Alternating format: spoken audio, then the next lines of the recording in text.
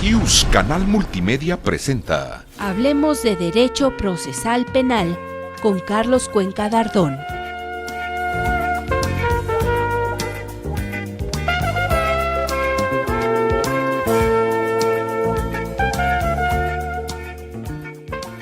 Buenas tardes.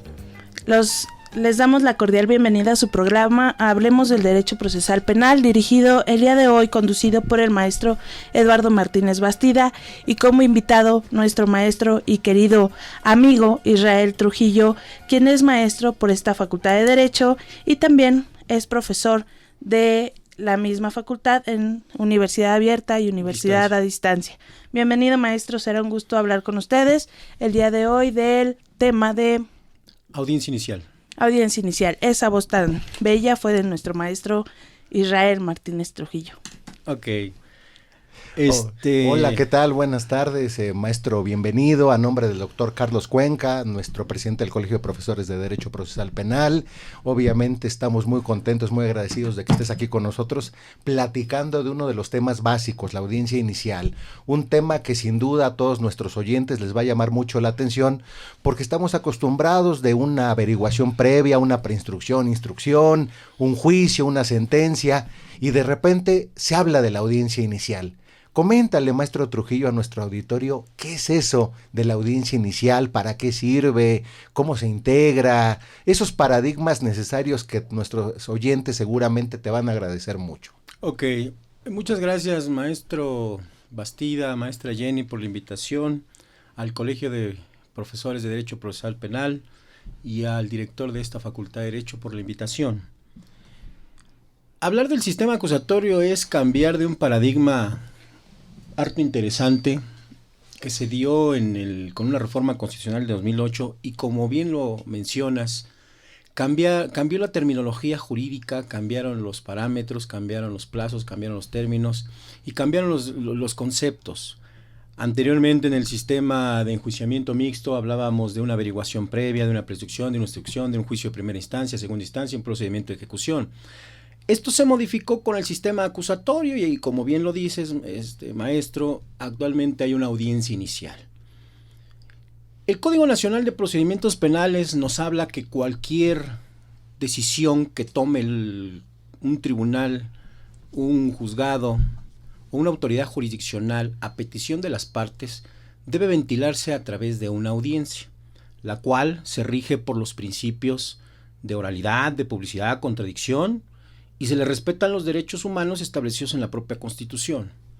La audiencia inicial es la primera audiencia que se lleva ante el juez de control y en la cual se ventilan diversas situaciones jurídicas y sobre todo se resuelve la situación jurídica del imputado. Lo primero que hace el juez de control cuando le ponen a disposición a un sujeto por encontrarse en los supuestos de flagrancia y urgencia, pues es leerle sus derechos constitucionales, se los tiene que hacer saber por mandato constitucional. Lo segundo que se ventila en la audiencia inicial es el control de la legalidad de la detención, que esto, si bien es cierto, estaba anteriormente en el sistema anterior. Anteriormente el juez de la causa también analizaba el control de la detención en la etapa de preinstrucción. Eso se mantiene, pero parece ser que en el sistema acusatorio tiene mayor importancia. El siguiente momento es la imputación formal que le hace el agente del Ministerio Público al imputado, y el cuarto momento es cuando el imputado tiene derecho a contestar ese señalamiento, esa imputación que le hace el Ministerio Público.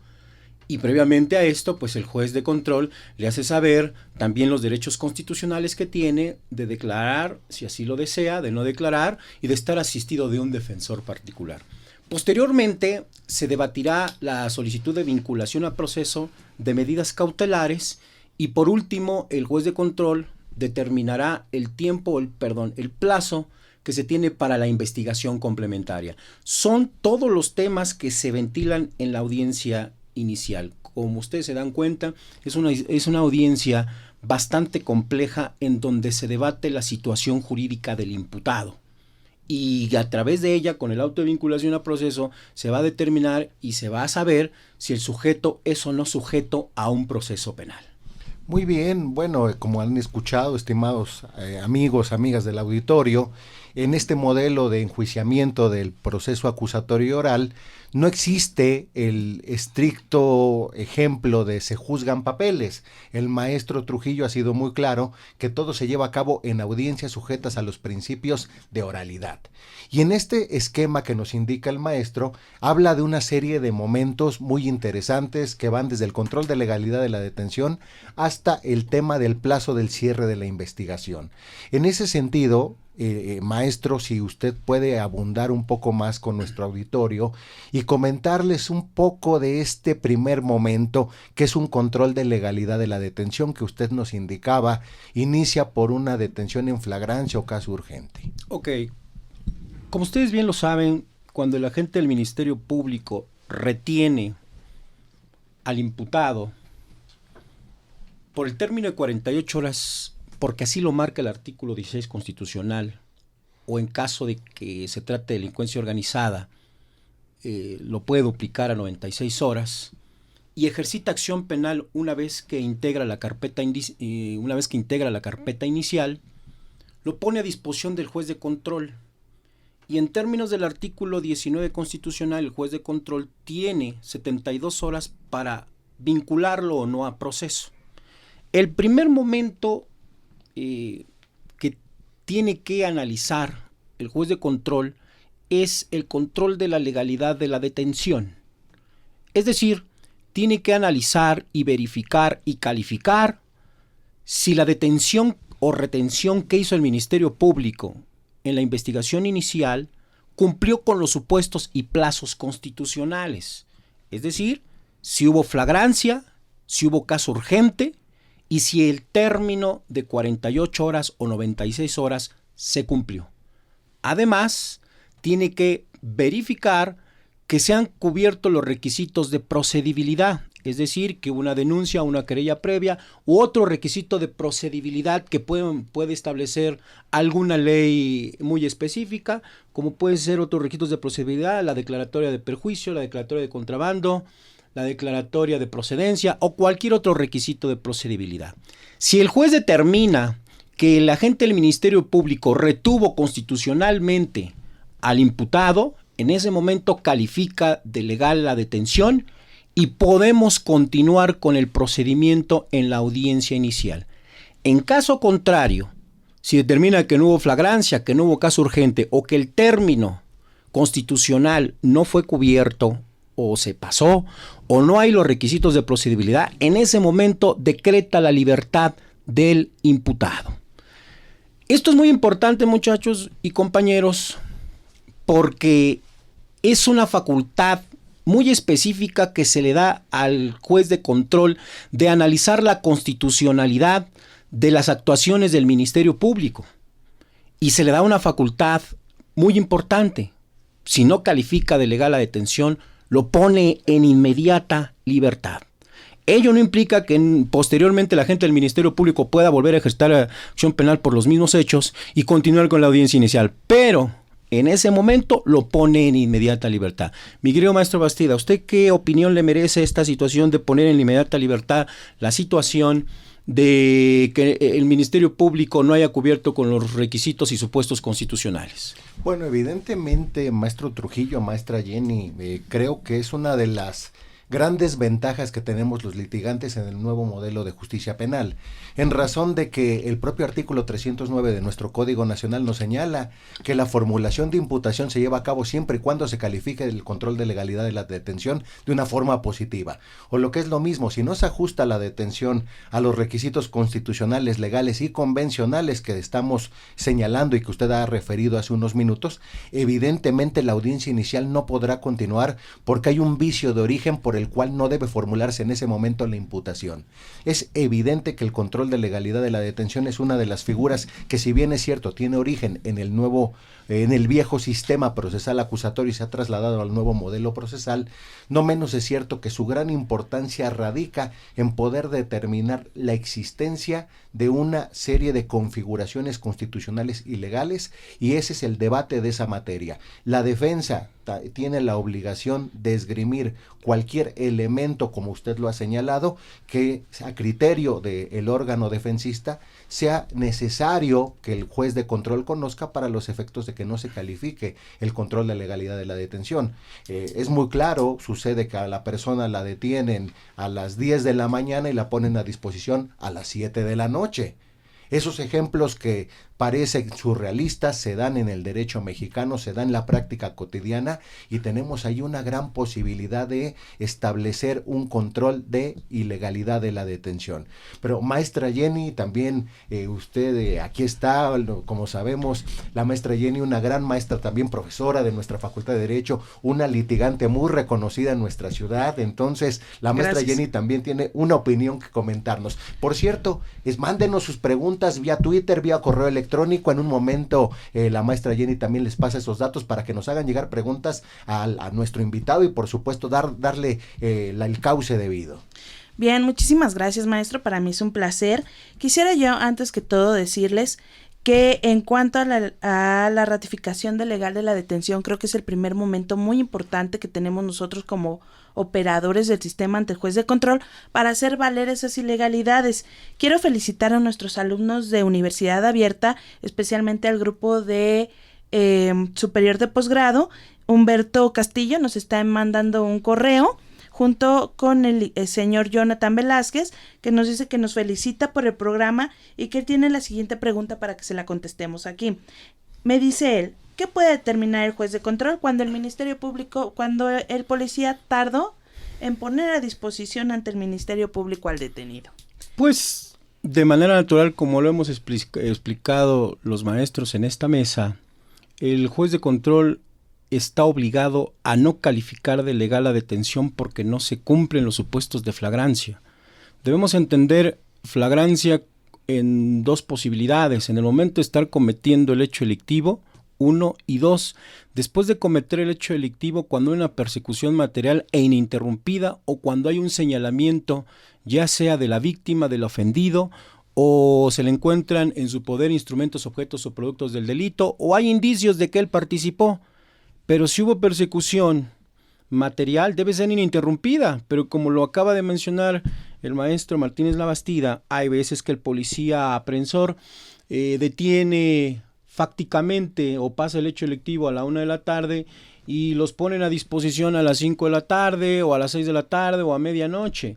Ese tiempo que tardó en poner a disposición invalida la detención que hace el policía aprensor y entonces eso está viciado de manera flagrante y por tanto el juez de control no tendría la obligación de calificar de legal detención y tendría que ponerlo en inmediata libertad.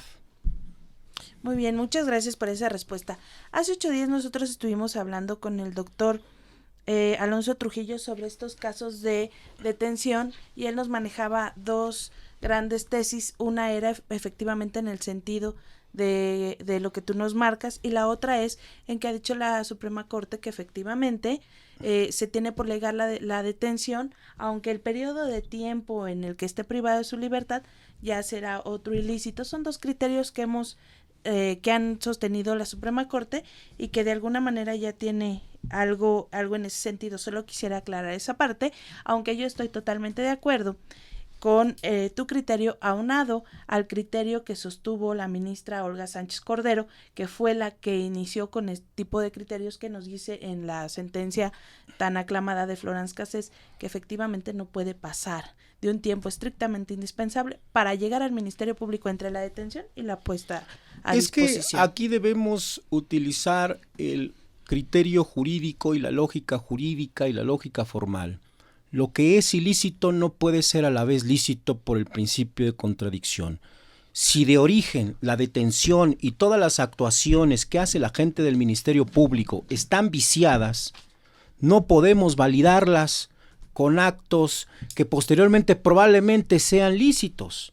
Lo que en el mundo jurídico es ilícito no puede ser a la vez lícito. La lógica jurídica nos debe dar la razón.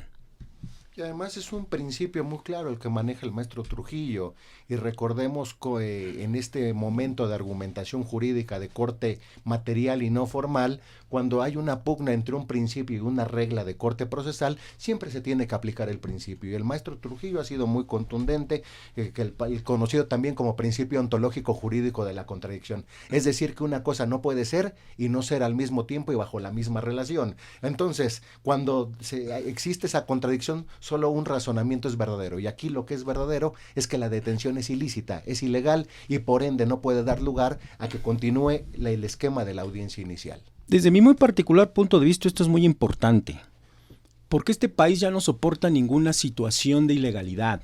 La población en general, las instituciones en general, parece que ya estamos hartos y se están generando conflictos mayores porque validamos situaciones que son ilegales.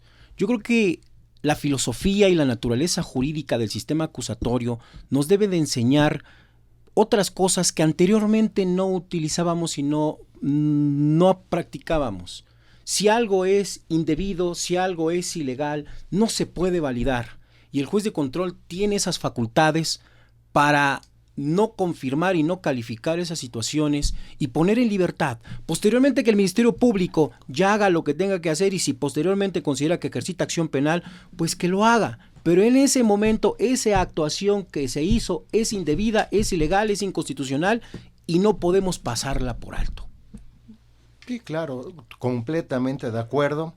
Pues estimadas amigos y amigos, como ustedes escuchan, tenemos a un catedrático del más alto nivel, un excelente profesor de Derecho Procesal Penal de la máxima casa de estudios, quien está exponiendo sobre el tema de la audiencia inicial. Y obviamente, por favor amigos, síganos escuchando, mándenos sus preguntas al correo electrónico Hablemos de Derecho Procesal Penal @gmail.com, así como a nuestro Twitter @HDP-penal, y no olviden que estamos transmitiendo a través de Canal Yus Multimedia en Avenida Universidad 2219. Continuamos con Hablemos de Derecho Procesal Penal con Carlos Cuenca Dardón.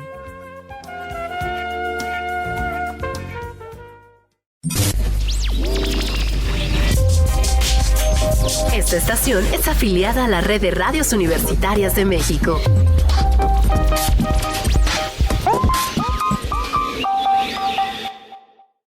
Te invitamos a disfrutar de los mejores platillos sonoros. Buffet Babel. Tenemos ingredientes de la más alta calidad. Cine. Ciencia. Temas de género. Literatura. Entrevista. Filosofía. Danza. A punto de turrón. Ecología. Medio ambiente al gusto. Cuentos. Música en abundancia y mucho más. Buffet Babel.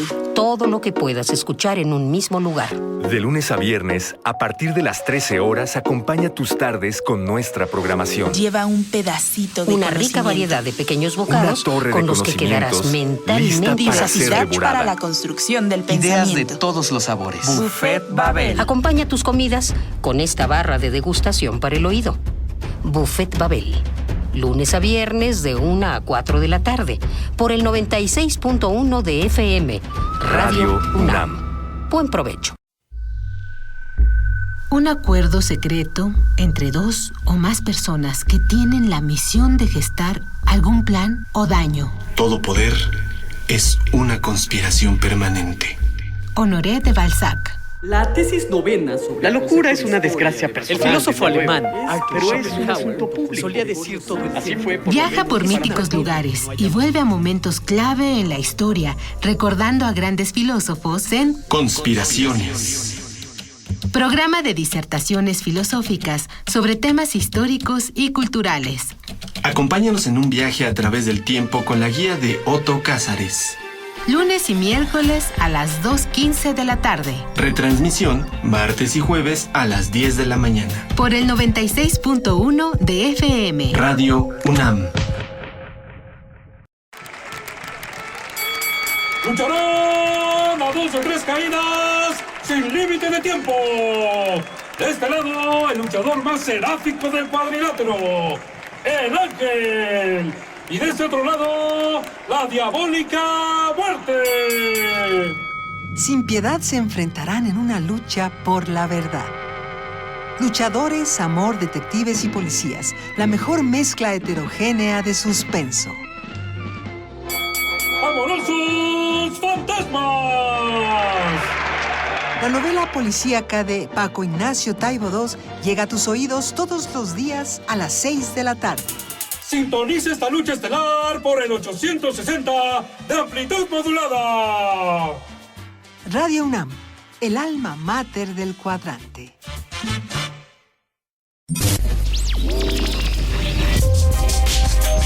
Esta estación es afiliada a la Red de Radios Universitarias de México.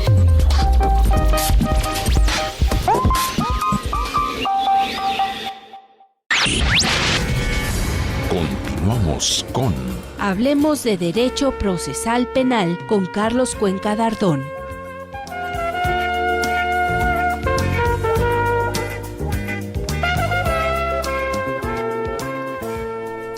Bienvenidos a Hablemos de Derecho Procesal Penal con el Colegio de Profesores de Procesal Penal de esta Universidad Autónoma Nacional de México, agradeciendo al director de Universidad a Distancia por darnos este espacio, el doctor Rojas, así como a nuestro director, el doctor Contreras, y querido maestro Trujillo.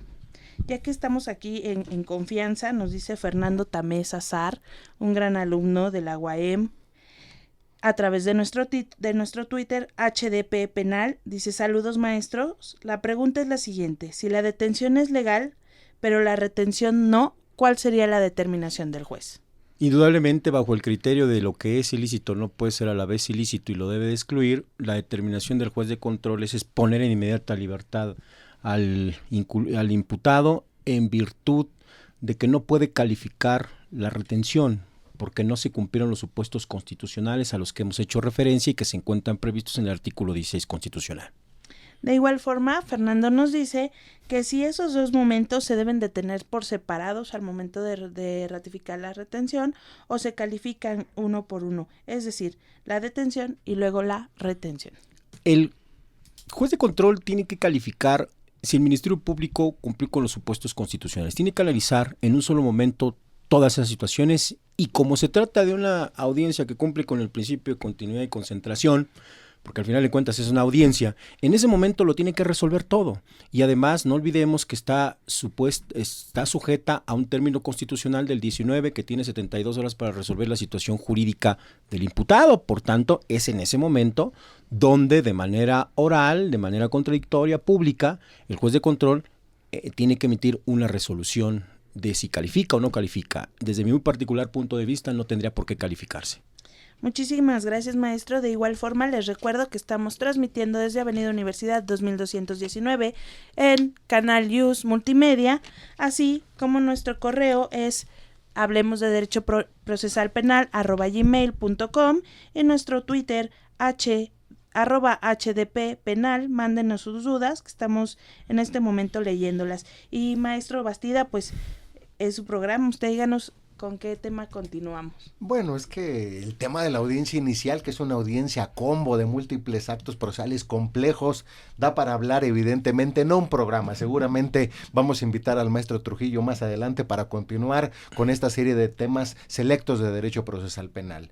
Pero maestro, usted nos comentaba hace un rato de una formulación de imputación, que es una especie de notificación para hacerle del conocimiento al imputado los hechos por los cuales lo están investigando, que existía la posibilidad de que el imputado contestase la imputación que se estaba formulando, y viene uno de los temas sin duda más espinosos de la audiencia inicial, la vinculación a proceso.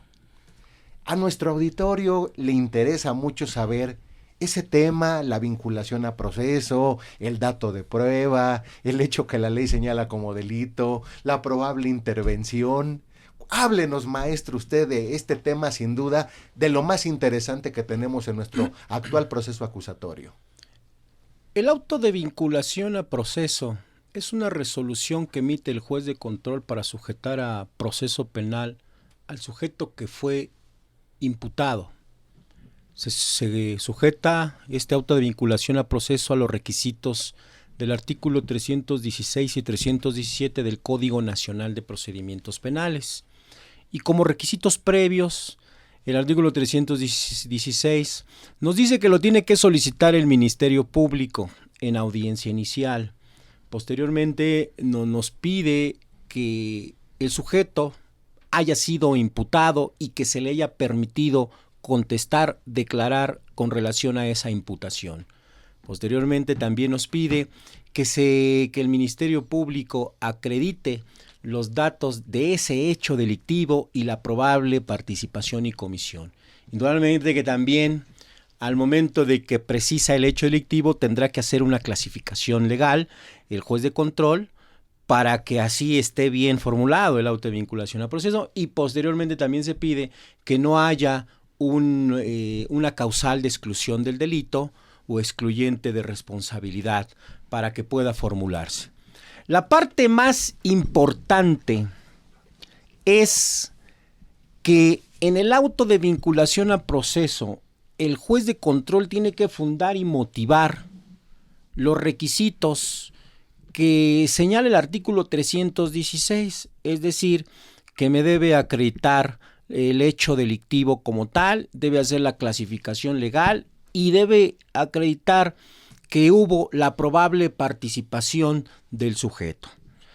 Hay una contradicción de tesis reciente, de la cual el maestro Martínez Bastida nos hizo conocimiento hace algunos días, en donde se dijo que en el auto de vinculación a proceso no era necesario acreditar in extenso los elementos objetivos, normativos y subjetivos específicos. Esta tesis compitió en contradicción porque hubo algunos tribunales colegiados que sostuvieron que era necesario acreditar todos estos elementos. Hubo otros que manifestaron que sí era necesario acreditar todos los elementos del delito, y prevaleció el criterio de que únicamente es necesario que el Ministerio Público justifique y el juez de control acredite los datos de prueba del hecho delictivo y la probable participación. Desde mi muy particular punto de vista, en mi calidad de defensor particular, considero que esta tesis jurisprudencial viene a limitar el derecho de defensa del imputado ahora vinculado a proceso, porque se le permite que el juez de control, con datos de prueba someros, ilimitados e insuficientes, quizá, lo vincule a un proceso penal y le cause un acto de molestia, porque al final de cuentas el auto de vinculación al proceso es un acto de molestia que lo limita en su aspecto social, en su aspecto cultural, en su aspecto económico, en su aspecto familiar. Y si no te da la certeza jurídica de que existen los elementos suficientes para vincularte a procesos sobre el hecho delictivo, sobre tu probable participación, pues le das puertas abiertas para hacer lo mismo que sucedía con el auto de formal prisión. Al final va a pasar lo mismo. Con cualquier elemento, con cualquier señalamiento, con cualquier indicio, te van a dictar el auto de vinculación a proceso y te van a someter a un proceso penal con todo lo que ello implica. Por tanto, considero que esta contradicción de tesis limita el derecho de defensa del imputado, y ojalá en un futuro no muy lejano se pueda interrumpir cuando este Tribunal Constitucional se dé cuenta que cometió un yerro jurisdiccional y que parece que estamos retrocediendo. Las bondades de este sistema las estamos limitando, las estamos menoscabando con estos criterios que nos hacen pensar que es un sistema acusatorio a la mexicana, con todas las maldades, bondades, virtudes o desaciertos, sobre todo desaciertos del anterior sistema. Los estamos trasladando a este nuevo sistema, a pesar de que los principios, la naturaleza y la filosofía del sistema acusatorio es respetuoso de los derechos establecidos en la Constitución. Pero estos criterios pues nos hacen pensar que vamos a regresar al pasado. Y fíjate, maestro Trujillo, maestra Jenny, yo coincido ampliamente con lo que acaba de exponer nuestro querido maestro, en razón de que el propio Código Nacional, cuando nos señala que el dato de prueba es un indicio que revela razonablemente que sucedió el hecho, y esto lo adminiculamos con estas ideas que ha enarbolado nuestro querido profesor, evidentemente nos llevan al punto de que va a ser muy sencillo, a partir de el momento en que se pronuncia esta tesis, dictar autos de vinculación a proceso al por mayor.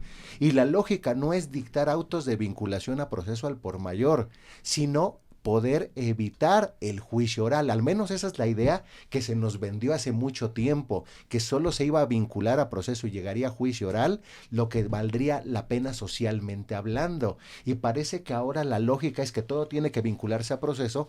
Evidentemente esto va a ser un pequeño lastre para los órganos jurisdiccionales, porque van a dictar vinculaciones, todos los plazos de cierre de investigación que van a venir, vendrán las intermedias y muchos juicios orales, y como sucede en algunas entidades federativas que no decimos nombres, pero que te señalan audiencias a las 10 de la noche porque ya no tienen espacios en el día, porque todos lo saturaron, y parece que hacia allá vamos, lastimosamente. Lastimosamente, los que tenemos años trabajando en el sistema de enjuiciamiento mixto, actualmente en el sistema acusatorio, somos los que realmente vemos estas realidades. Parece que la política criminal o la política de justicia del Estado mexicano se está regresando hacia el pasado.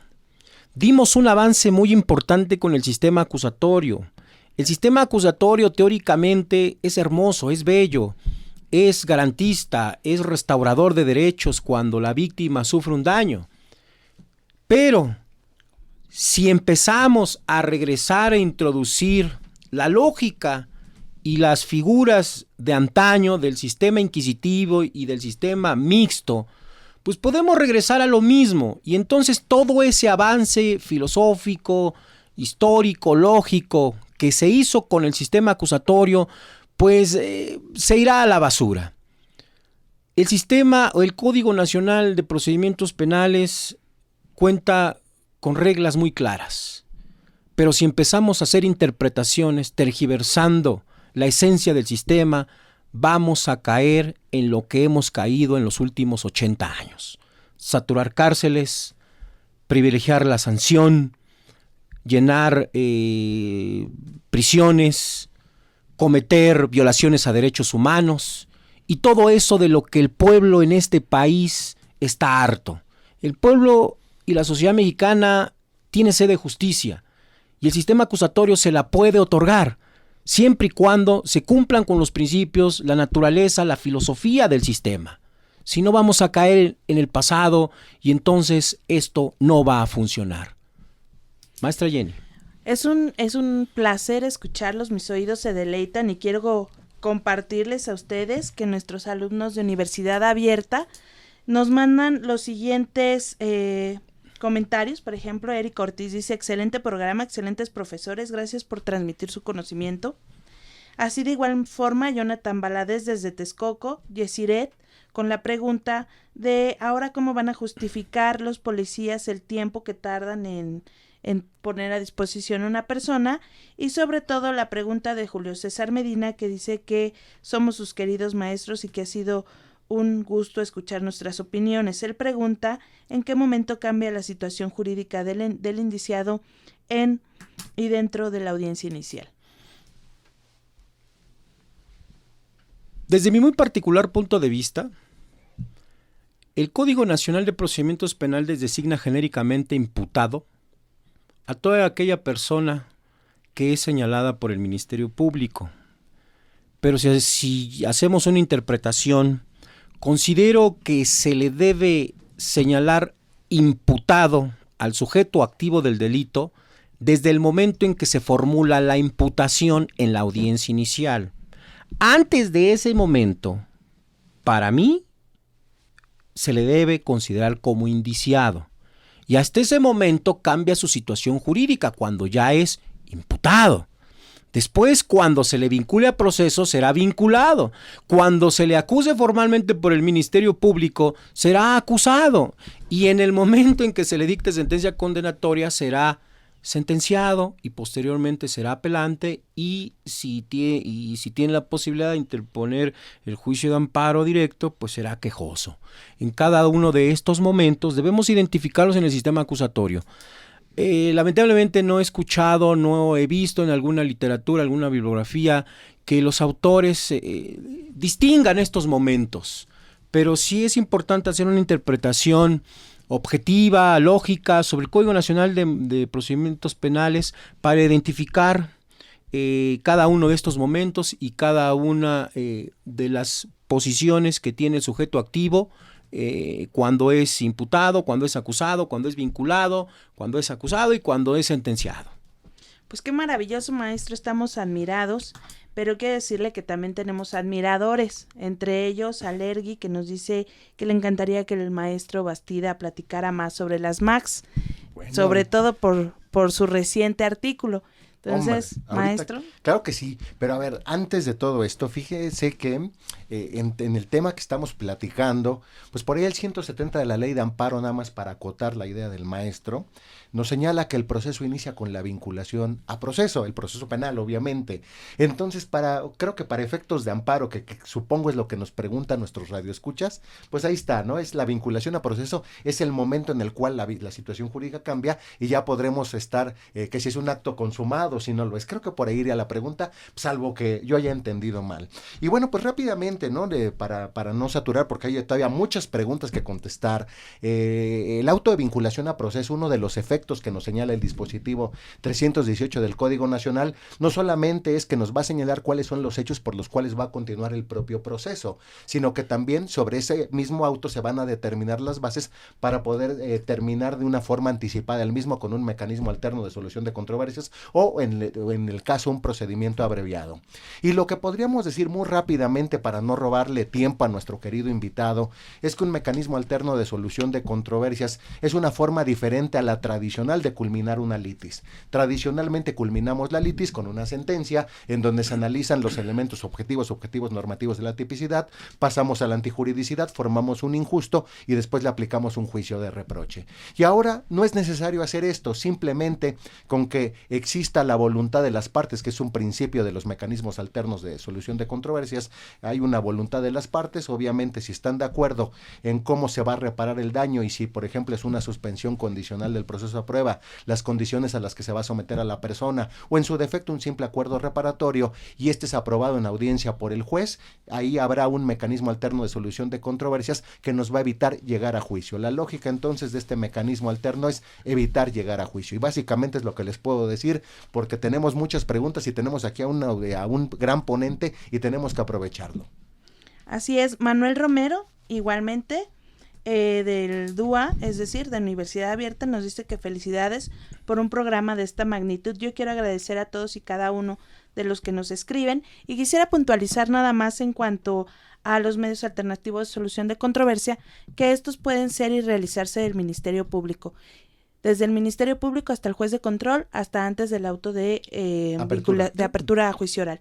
En ese sentido, yo quisiera decirles que el Ministerio Público en muy pocos casos está permitiendo este tipo de acuerdos, sobre todo cuando estamos hablando de detenidos por robo sin violencia, por el simple hecho de ser robo, aun y cuando haya sido sin violencia. Entonces lo que tienen como política criminal es que efectivamente todo esto se tenga que vincular y nos permite entonces llegar a lo que nos decía Israel en el sentido de que vamos a seguir con la misma saturación y los mismos conflictos que tenemos con el proceso inquisitivo. También quisiera yo puntualizar esta parte sobre todo de la vinculación a proceso, que no nos está permitiendo tener una discusión correcta con el Ministerio Público porque se siguen subsanando algunas cosas. Pero cedo la voz a nuestro querido amigo y el maestro Eduardo Martínez Bastida para que cerremos este programa el día de hoy. Y bueno, maestro Trujillo, para cerrar y muy rápidamente, Fernando Tamés, a través de la UAM, nos pregunta que cuál es el futuro de la vinculación a proceso. Hay una propuesta de iniciativa de reforma de desaparecer la vinculación a proceso. ¿Qué opinión merece a tu persona esto? Y con lo cual pues estaríamos cerrando con esa pequeña reflexión la charla del día de hoy. El auto de vinculación a proceso tiene un fundamento constitucional. Tendríamos que reformar el artículo 19 constitucional para cambiarle la naturaleza jurídica. Yo creo que es una resolución, por lo menos en el sistema y por lo menos en el diseño del sistema, muy importante. Porque es ahí donde, desde mi muy particular punto de vista, se fija la litis penal. ¿Por qué? Porque ahí se precisan los hechos que serán materia del proceso. Ahí se hace una clasificación provisional del hecho delictivo, se precisan los datos del hecho delictivo y la probable participación del imputado. Cambiarle es crear o traer instituciones que no convergen con el sistema acusatorio. Yo creo que respetando la naturaleza y la filosofía del sistema acusatorio deberían dejarlo. Pero siempre y cuando se entienda que un auto de vinculación a proceso no es como se pensaba un auto de formal prisión, que se le concede a cualquiera como un vaso de agua. Eso no podemos permitirlo en este sistema. Nuestro sistema acusatorio es bello, es hermoso, cuenta con los principios restauradores, con los principios protectores y nos puede permitir que realmente accedamos a la justicia. Pero hay que cumplir con esos principios. Muchas gracias y enhorabuena. Muchas gracias por escucharnos en Canal News Multimedia, Avenida Universidad 2219. Gracias a todos nuestros alumnos y escuchas por enviarnos sus preguntas al correo hablemosdederechoprocesalpenal@gmail.com y al Twitter HDPpenal. ¿Alguna otra observación, maestros? Nos despidamos con todo el cariño, doctor. Es un gusto haber estado con mis amigos y esperamos estar aquí en otro programa. A nombre del doctor Carlos Cuenca, presidente del Colegio de Profesores de Derecho Procesal Penal de nuestra facultad, les agradecemos que nos hayan acompañado esta tarde y por favor sigan disfrutando que es primer día de marzo, ya que ya viene la primavera. Un gusto, hasta pronto. Esto fue una producción de IUS Canal Multimedia Radio.